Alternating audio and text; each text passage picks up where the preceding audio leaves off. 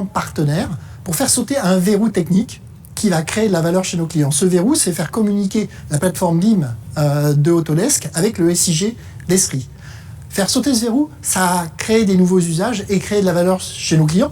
Le BIM d'or de SNCF Réseau dont on parlait tout à l'heure en est un très bon exemple. On continue de collaborer avec Autodesk pour plus d'intégration entre nos technologies, pour le plus grand bien, je pense, de nos clients respectifs. Alors justement, quels sont les derniers développements de l'intégration entre ArcGIS et BIM 360 ? On va rejoindre tout de suite Gaëtan Lavenu pour en savoir plus.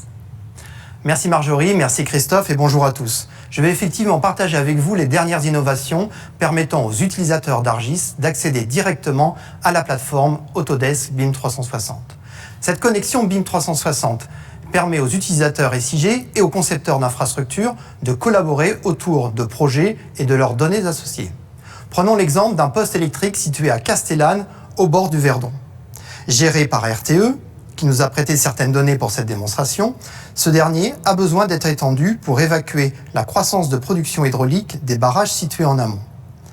Depuis ArcGIS Pro, je vais pouvoir désormais me connecter directement à la plateforme Autodesk BIM 360. À l'aide de mon identité, je vais m'authentifier afin d'accéder au contenu Autodesk tels que des fichiers AutoCAD, Civil 3D ou Revit qui auront été partagés avec moi. Ici, je vais pouvoir parcourir les contenus BIM 360 comme n'importe quelle source de données ArcGIS.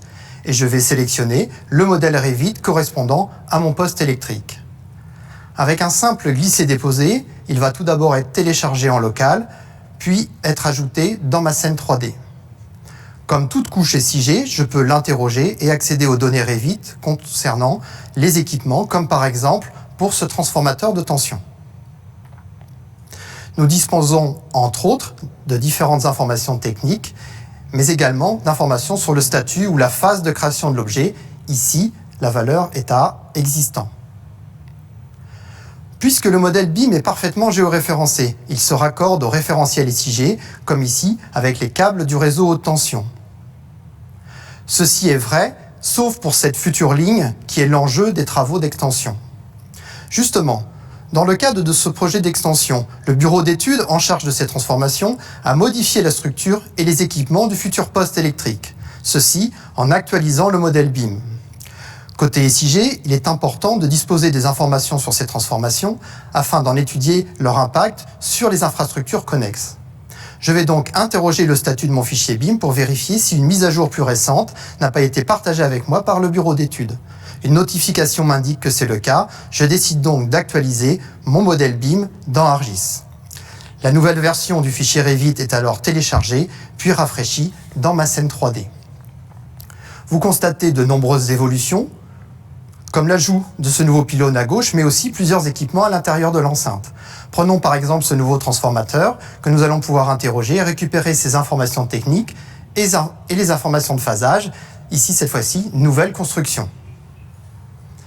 Ces travaux ont également engendré des changements importants sur le réseau d'assainissement situé en sous-sol. J'ai récupéré exactement de la même manière ce réseau d'assainissement actualisé depuis un fichier DWG Civil 3D partagé via la plateforme BIM 360.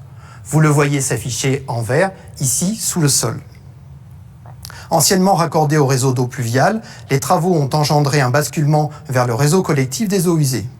Nous l'avons donc importé dans le référentiel SIG et raccordé au réseau existant d'eau usée. Vous visualisez en vert le réseau d'eau pluviale auquel il a été déconnecté et en rouge le réseau d'eau usée auquel il a été raccordé. Pour vérifier que cette intégration est correcte, je vais juste faire une analyse simple de tracé d'écoulement depuis une grille de collecte située dans notre station électrique. Vous visualisez et suivez en bleu ici le tracé de cet écoulement. Il rejoint bien la station d'épuration située en aval. Nouvelle étape dans la collaboration technologique entre Esri et Autodesk, cet accès direct à Autodesk BIM 360 que je viens d'illustrer rapidement permet une collaboration plus simple entre les professionnels SIG et les experts de l'ingénierie. Cette innovation offre aussi une articulation plus étroite avec les phasages d'un projet d'infrastructure et ceci tout au long de son cycle de vie. Merci Gaëtan. On te laisse sur le rooftop, oui, parce qu'on va encore avoir besoin de toi tout à l'heure pour d'autres démos.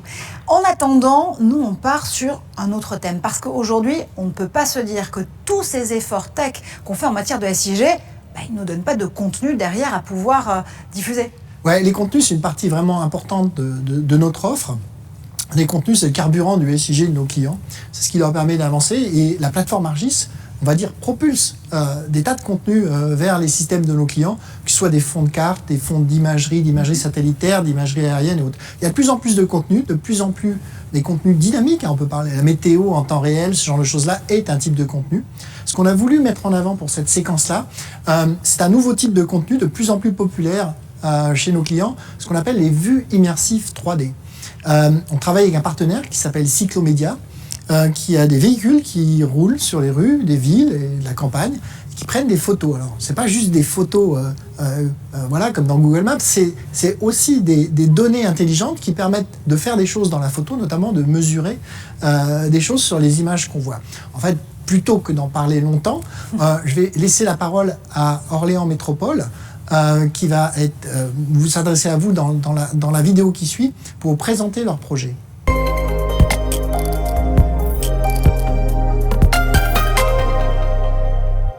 La métropole d'Orléans est une jeune métropole qui compte 280 000 habitants sur 22 communes qui sont aujourd'hui réparties sur 6 pôles territoriaux en charge de l'espace public.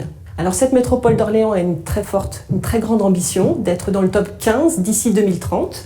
Et pour ce faire, en fait, elle a défini un projet métropolitain qui fixe les grands axes d'orientation, la vision de la métropole d'ici 2030. Parmi les 90 projets dits SMART du programme Smart City d'Orléans Métropole figure un projet important qui est le système d'information géographique métropolitain dit MAPO, qui contient un certain nombre de sous-projets, notamment les vues immersives 3D que vous allez découvrir dans ce reportage. Le projet des vues immersives 3D est né début 2018. La technique d'acquisition de ces prises de vue s'appelle le mobile mapping.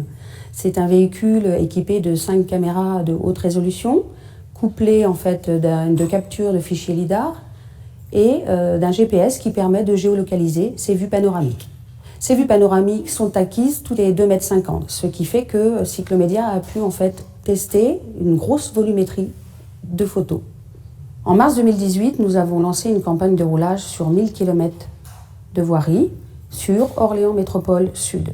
Ce sont des prises de vue de haute qualité, en planimétrie de l'ordre de 3 à 4 cm, en altimétrie de l'ordre de 5 cm. Les usages sont vraiment variés, à l'assainissement pour monter en qualité par rapport à l'affleurant par exemple. Au niveau de l'espace public, pouvoir simuler la mise en œuvre, l'implantation de potelets. Enfin, à la direction des déchets, pouvoir mesurer des surfaces pour implanter des points d'apport volontaires. Nous sommes devant le centre commercial Dauphine qui va faire l'objet d'une réhabilitation de l'ensemble de ses façades. Il faudra indiquer le centre commercial Dauphine, donc il va y avoir création d'une nouvelle signalétique au niveau du carrefour.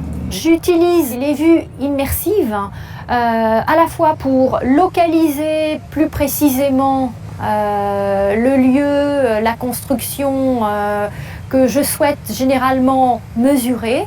Et puis je vais mesurer soit la façade, soit l'enseigne. Quand il y a de la signalétique existante à remplacer, voilà, je vais mesurer cette signalétique existante et faire un projet de maquette que je vais repositionner en dessin sur la vue.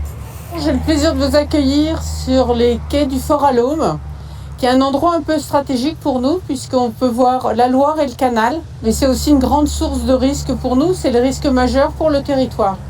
Puisqu'en cas d'inondation de la Loire, l'ensemble du territoire est coupé complètement en deux. 14 communes de la métropole sont concernées par ce risque d'inondation, mais en fait il s'étend plus largement que ça, puisque rien que dans le PAPI de l'Orléanais, nous avons 38 communes qui sont impactées directement par les inondations de la Loire.